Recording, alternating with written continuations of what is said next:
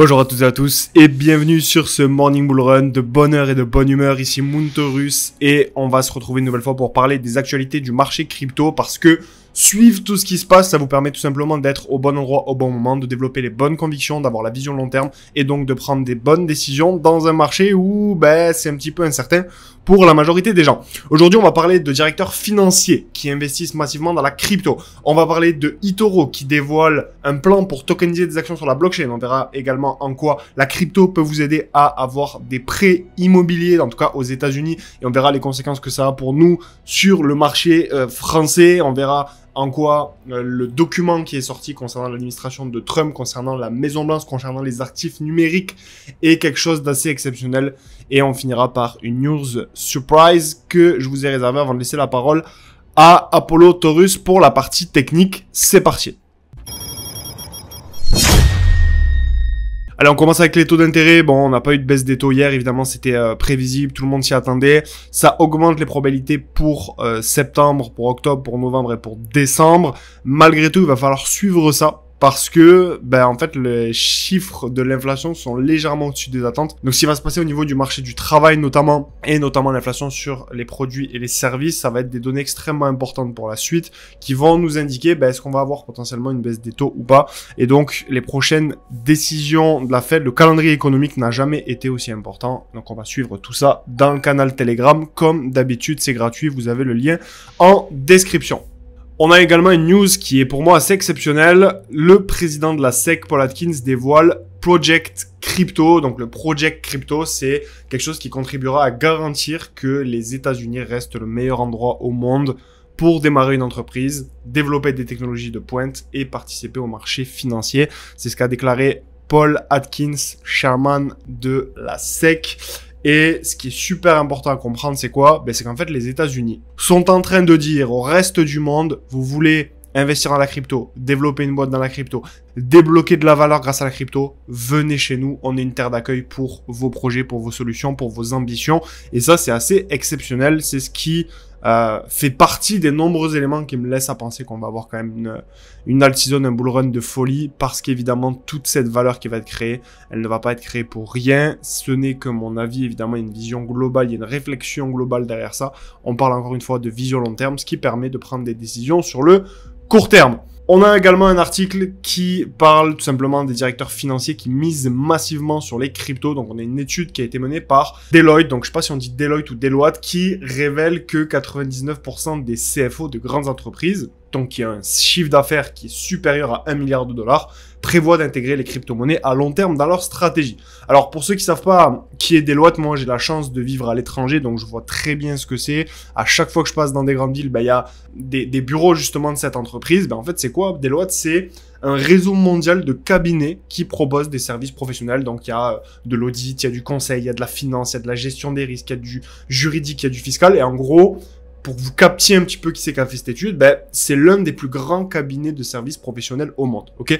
Et donc, c'est pas n'importe qui, si vous voulez, qui a sorti cette étude. Et parmi eux, justement, parmi les grands CFO, des grandes entreprises, on a 23% qui prévoient une adoption d'ici 2 ans, un chiffre qui monte à 40% pour des entreprises qui génèrent déjà plus de 10 milliards de dollars. Donc ça, c'est assez intéressant comme chiffre parce qu'on voit que plus on monte en CA, et plus il y a une vision claire et globale sur le long terme, sur l'avenir, et il y a une considération des cryptos. Donc plus on monte dans les classes sociales, et plus, en termes quand je parle de classe sociale, je parle en termes de revenus générés par une entreprise. Donc on est de 1 milliard face à 10 milliards. Ceux qui ont des entreprises qui génèrent 10 milliards de dollars ont 2 fois plus d'intérêt, justement, concernant le marché des crypto-monnaies. Donc il y a quand même des freins qui ont été identifiés. Donc 43% citent la volatilité de BTC-ETH, donc comme principal obstacle à son adoption.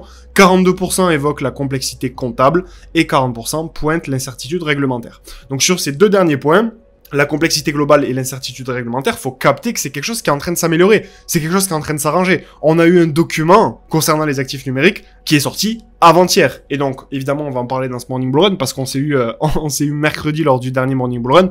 Mais dans les risques qui sont évoqués par les grandes entreprises pour adopter le Bitcoin, il y a principalement le risque réglementaire. Et ça veut bien dire que quand on va avoir une régulation qui va avancer, on va avoir une arrivée massive de capitaux sur le marché.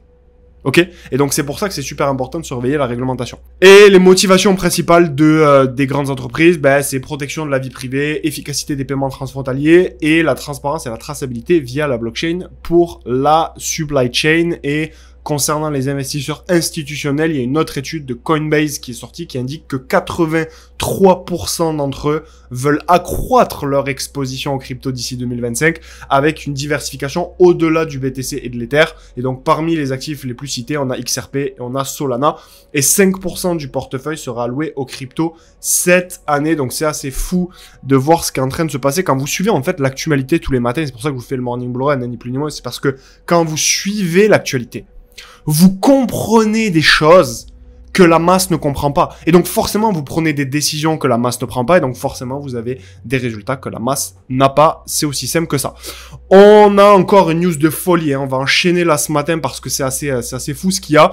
Ben, on a tout simplement eToro qui dévoile une initiative qui est extrêmement ambitieuse, tokenisée, sans action et ETF américain sous forme de token ERC20 sur Ethereum. Donc ça, c'est fou parce que quand tout le monde disait que l'Ether était mort, je disais souvent que si je rechargeais mon bac d'Ether, quand je vous avais sorti la vidéo là autour des 1500$, je disais non seulement que la psycho, ça montre bien que c'est le moment d'acheter de l'Ether, et surtout que pour moi la base de la DeFi est sur Ether et qu'en fait toutes les autres blockchains n'arrivent pas à la cheville d'Ether en termes de finances décentralisées. Et là on voit que ce soit Robinhood ou eToro, on va parler de Robinhood juste après, on en a déjà parlé dans différents mornings, eh bien on voit clairement que ça se passe sur Ether. Ça se passe sur Ether et c'est pour ça que le prix de l'Ether est aussi élevé. Évidemment, il n'y a jamais de fumée sans feu. Si le prix, là, on a la news maintenant, mais le prix de l'Ether s'est apprécié bien avant qu'on ait ces news. Donc, ça montre bien qu'il y a des choses qui se passaient sous la table. Il fallait juste être un peu visionnaire pour le voir et pouvoir saisir l'opportunité justement sur Ether. Donc, l'idée, c'est que ces actions soient négociables 24 heures sur 24 et transférables en self-custody. Donc, cette démarche vise à démocratiser l'accès au marché financier via la blockchain en s'appuyant sur l'interopérabilité de la DeFi. Et donc, ce mouvement, il s'inscrit dans une dynamique qui est beaucoup plus large de tokenisation des actifs réels, donc les real world assets, avec une compétition qui commence à s'installer. On a notamment Robinhood, on a notamment Bakkt Finance et d'autres qui multiplient les initiatives dans ce sens, bien qu'aujourd'hui, ça soit assez marginal. On a 418 millions vs 21,3 billions pour l'ensemble des real world assets. Ce segment est promis quand même à une explosion avec un marché futur potentiellement à plusieurs trillions de dollars. Et donc, on est en train, si vous voulez, d'assister pour moi à la naissance de quelque chose de grand.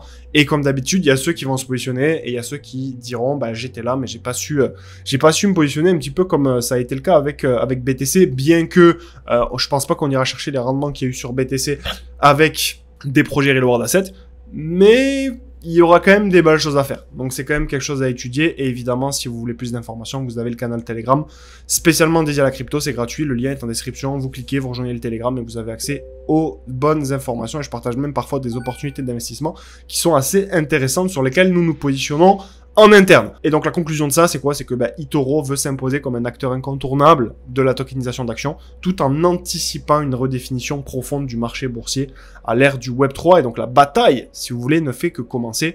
Et donc c'est assez fou de voir qu'on est en train justement de voir naître quelque chose qui va devenir énorme tout simplement dans les prochaines années. Et on y est, ouais, c'est aujourd'hui. Aujourd'hui, on a des opportunités devant nous et il va falloir juste comprendre ce qui se passe, essayer de mettre le nez dedans pour pouvoir saisir des bonnes opportunités. Pareil, je pourrais m'arrêter là honnêtement parce que déjà ce morning là, avec les infos que je vous ai données, c'est de l'or. C'est de l'or pas parce que c'est moi qui ai créé la news, mais parce que le fait de vous faire un récap comme ça et de vous dire les tenants, les aboutissants de chacune des news tous les matins, alors on se retrouve pour l'instant 3 fois par semaine, mais ça risque d'évoluer à tous les jours, justement, on pourra en discuter ensemble. En fait, ça vous permet de prendre une avance considérable sur la masse. Et là, on a encore une news incroyable, les cryptos, bientôt prises en compte dans des prêts immobiliers aux US. Donc, on a un projet de loi qui est porté par la sénatrice Cynthia Lummis, qui propose que certains actifs numériques soient pris en compte dans l'évaluation des risques liés aux prêts immobiliers. Donc, ce texte, il est appelé le 21 Century Mortgage Act, qui fait écho à une directive émise en juin par l'agence FHFA qui invite Fannie Mae et Freddie Mac à considérer les crypto-monnaies comme élément d'évaluation financière. Et donc, selon Cynthia Lummis, cette mesure serait une avancée pour les jeunes Américains détenteurs de crypto en facilitant l'accès à la propriété via une reconnaissance de leur patrimoine numérique. Et donc, c'est un été, si vous voulez, qui est très chargé pour le Sénat américain sur les lois crypto, parce que ce projet fait partie d'un ensemble de textes crypto qui seront examinés après la pause estivale du Sénat. Donc, parmi eux, on a une proposition de loi encadrant les marchés d'actifs numériques, on a un texte visant à interdire une CBDC, donc évidemment ça on en a déjà parlé, on va continuer à en parler tant que c'est pas adopté, donc ça interdirait les monnaies numériques de banque centrale.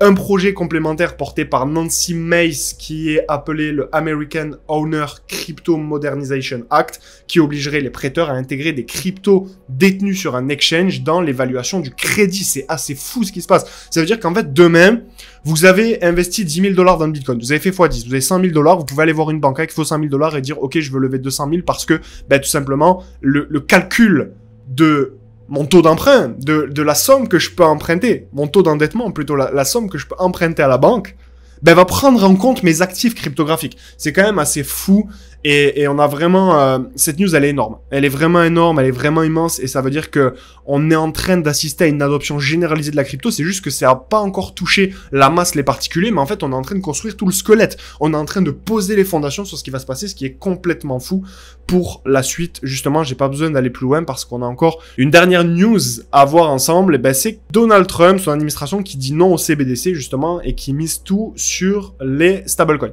Donc, qu'est-ce que c'est? En fait, si vous voulez, on a eu... je vous en parlais lors du morning de mercredi. D'ailleurs, n'hésitez pas à vous abonner. Ne loupez pas les bonnes informations. Vous avez juste à allumer votre machine à café le matin, faire couler votre café et savourer un petit morning bull run en même temps que votre café. C'est votre petit moment et au moins vous suivez tout ce qui se passe et vous êtes continuellement au courant de ce qui se passe sur le marché des crypto-monnaies. Et en fait, on a eu, comme je vous le disais, un rapport qui est sorti, qui a été publié par la Maison Blanche. Donc, c'est un rapport vraiment assez complet sur justement tout ce qui est actif numérique. Donc, vous voyez, il y a énormément de pages. Je vais descendre un petit peu plus parce que vous allez voir, il y a pas mal de schémas. Il y a aussi des crypto-monnaies qui ont été citées. Il y a une map sur les différentes entreprises crypto aux États-Unis. Enfin, vous avez vraiment pas mal de choses, pas mal d'informations. Donc, ceux qui veulent aller lire, évidemment, n'hésitez pas à le faire parce que c'est bourré de valeur, tout simplement. Donc, c'est en anglais. Il faudra peut-être traduire ou il faudra essayer de trouver un moyen pour comprendre un petit peu ce document. Il faut y passer du temps. Mais c'est pour moi un document qui est bourré de valeur et qui donne énormément d'informations sur la suite, justement. Et donc, ce que j'ai fait, c'est que je vais vous faire un résumé de ce qui s'est passé. Donc, ce que le rapport propose, en gros. Donc, évidemment, il faudra rentrer en profondeur. Mais on a une taxonomie qui est claire sur les actifs numériques distinguant les titres financiers, les produits dérivés, les cryptos, etc. Donc, on a un changement au niveau de la supervision. C'est une supervision qui sera partagée. On aura la CFTC pour les marchés au comptant et on aura la SEC toujours pour tout ce qui concerne les titres financiers. On aura un rôle des banques également qui sera élargi parce que les banques pourront conserver et proposer des services crypto avec plus de transparence sur les licences. Concernant les stablecoins, la fiscalité et le rejet des CBDC, eh bien, on a un rapport qui encourage les stablecoins qui sont perçus comme un outil pour préserver l'hégémonie du dollar. Donc, c'est vraiment une arme qu'utilisent les États-Unis au niveau des stablecoins et donc du marché des crypto-monnaies. Ils rejettent catégoriquement les CBDC, donc les monnaies numériques de banque centrale, vues comme un risque de centralisation étatique. Et côté fiscalité, ils prônent une loi spécifique adaptée aux cryptos, donc staking, produits dérivés, etc. Ce que l'on n'a pas, et on a vu tout à l'heure que l'un des plus gros freins à des entreprises qui pèsent des milliards pour investir dans le marché des crypto-monnaies, c'est justement le flou réglementaire. Et donc, c'est quelque chose qui a été évoqué de ce côté-ci au niveau du rapport. Donc, le but, c'est clairement de donner une vision claire, favoriser l'innovation privée, rejeter le contrôle centralisé, donc avec les CBDC, renforcer la domination du dollar dans le Web3. Et donc, la conclusion, bien évidemment, j'ai survolé le rapport parce qu'il est bien plus complet que ça, c'est que il marque vraiment un tournant politique extrêmement fort. On a la crypto qui devient une arme stratégique pour les États-Unis. Et donc, pour les investisseurs et acteurs de ce secteur, ce document va, pour moi, devenir une référence réglementaire majeure dans les mois à venir et annonce des choses qui sont tout juste sensationnelles sur le marché des cryptos. Et en fait, oui, ça explose pas maintenant. Oui, le Bitcoin retrace parce que oui, on n'a pas eu la baisse des taux. Ouh là là, c'est dramatique. Mais non, c'est pas dramatique. Parce que Apollo va pouvoir vous montrer justement ce qui se passe, que c'est extrêmement sain ce qui se passe sur le marché. Donc abonnez-vous, rejoignez le canal Telegram et je laisse la parole à Apollo Taurus. Je vous dis à très vite, c'était Moon Taurus. Ciao ciao. Bonjour Moon, bonjour les Taurus, ici Apollo, ravi de vous retrouver sur ce Morning Bull Run pour faire le point sur Bitcoin et Ethereum. On est le 1er août, donc on vient d'effectuer la clôture du mois de juillet. On peut voir que cette clôture ici, elle s'est effectuée en ATH, ok. Donc on a eu une petite réaction sur la fin du mois, finalement sur le niveau psychologique des 120 000 $. Et sur ce début de mois d'août, on vient retracer à l'intérieur du range de ce mois de juillet. Donc d'ailleurs, si on trace ici le Fibonacci, on va voir que on est aujourd'hui à peu près sur le niveau des 0,382, donc autour de la zone de retracement léger. On n'est pas encore revenu sous les 50%. On va descendre sur les unités de temps, déjà dans un premier temps en weekly, et on va voir que sur ces 3 dernières semaines, effectivement, on vient retracer ici à l'intérieur de cette fair value gap ce déséquilibre que l'on a créé la semaine du 7 juillet, quand on s'est extrait de cette dernière zone de consolidation et que l'on a fait cette expansion pour aller sur le niveau des 120 000. Je vais enlever le Fibonacci. On peut voir qu'on a un pattern d'accumulation ici. Vous voyez, avec 1, 2 et 3. Avec 3 mèches qui viennent successivement chercher la liquidité, ok, pour réaccumuler, pour préparer un prochain mouvement expansif pour pouvoir casser finalement cette zone des 120 000. On a les corps ici qui s'alignent, vous voyez les corps des bougies juste en dessous les 120 000, donc on a effectivement une belle zone de résistance. Maintenant, ici on a un pattern tout de même de continuation de tendance, avec un espèce de drapeau, donc on appelle ça un bull flag, donc un pattern de retracement dans la dernière structure haussière, pour ensuite venir créer une prochaine structure haussière, tout simplement. Alors évidemment, ce drapeau, il peut s'approfondir, il peut faire quelque chose comme ça, notamment revenir plus bas, et on a le prochain niveau de support, si on vient plus profondément à l'intérieur de cette fair value gap, qui se trouve ici, sur le dernier plus haut, ok, donc la ligne que je vous ai tracée sur les 112 000 $ environ. Et si je descends sur du daily, on va voir que on a ici l'order block juste en dessous de ce dernier plus haut, ok. Donc l'order block qui est à l'origine de cette dernière expansion qu'on pourrait venir retester tout simplement. Quoi qu'il en soit, comme Moon vous l'a partagé ce matin, on a le fondamental qui est particulièrement propice à une continuation de la tendance haussière sur les cryptos dans les prochaines semaines, les prochains mois, avec éventuellement une baisse de taux à venir durant le mois de septembre ou de novembre, et très probablement durant le mois de septembre. Alors important, aujourd'hui, on a le NFP et également le taux de chômage aux États-Unis qui va avoir un impact qui peut créer de la volatilité, et également les PMI manufacturiers. Donc une grosse journée également pour terminer la semaine. Donc pour les traders, soyez vigilants tout simplement. Et finalement sur Ethereum, donc vous pouvez voir que finalement contrairement à Bitcoin, on n'est pas venu faire cette clôture en ATH, on est venu clôturer juste en dessous des corps de cette dernière structure et on a ouvert ce matin au-dessus. Donc on a créé ce petit gap qu'on est venu combler tout simplement. Donc on a cette petite période de contraction sur la zone de résistance, la zone grise sur les highs juste ici. Et donc on est toujours en dessous de l'ATH et on a finalement ce triangle de compression, vous voyez, avec finalement cette trendline baissière qu'on était venu casser ici sur le mois de février. On a fait cette clôture baissière qui a fait peur à tout le monde, qui a maximisé les liquidités sous ces niveaux. On a été chercher ces liquidités, notamment sur ce point bas qui était la zone clé. Et on est venu rebondir sur cette zone de déséquilibre juste ici avec la mèche de rejet sur le mois d'avril. Ce moment-ci sur Ethereum, c'était une opportunité en or pour se positionner. D'ailleurs, on vous a fait une vidéo, c'était sur le 13 avril ou le 17 avril, autant pour moi, on était sur ces niveaux-ci. On avait eu ce pattern de retournement, le sweep and close, la bougie du 9 avril en englobant juste ici. On était dans un pattern de contraction. Vous voyez, contraction de la volatilité, on préparait la prochaine expansion et quelques jours après, on est parti sur des nouveaux plus hauts à partir de cette zone. Et vous voyez que si on fait le compte finalement de cette performance, on est sur un plus 135%. Donc vous voyez ici, c'est vraiment la vision qu'on vous apporte au sein de Taurus Analysis. Si vous avez les compétences, si vous avez la vision, si vous êtes au bon endroit, au bon moment, avec la bonne information, vous n'avez pas besoin de prendre 150 000 positions par an pour vous enrichir. Ici, vous voyez 135% en spot en l'espace de 3-4 mois. Et si vous êtes trader, vous pouvez prendre une position juste ici, le stop en dessous du dernier plus bas. On est vraiment sur un trade 5 étoiles, on avait pas mal de confluence ici. Vous voyez que sur cette position, actuellement, sur le prix actuel, on est sur un x10 sur votre risque. Donc si vous risquez, admettons 3%, puisque sur un trade 5 étoiles, eh bien vous pouvez risquer un petit peu plus que du 1% standard. Donc si vous avez un capital de 100 000 euros, admettons que ce soit en compte propre ou en propre firme, sur un risque de 3%, vous faites 30% de votre capital. Donc 100 000 euros, vous faites 30 000 euros de profit sur ce trade. Donc vous avez peut-être attendu cette position plusieurs mois et au final, eh bien vous faites votre année. Vous comprenez la logique et c'est vraiment cette vision que vous devez adopter. Maintenant, où est-ce qu'on en est sur Ether? Je vais remonter sur du weekly.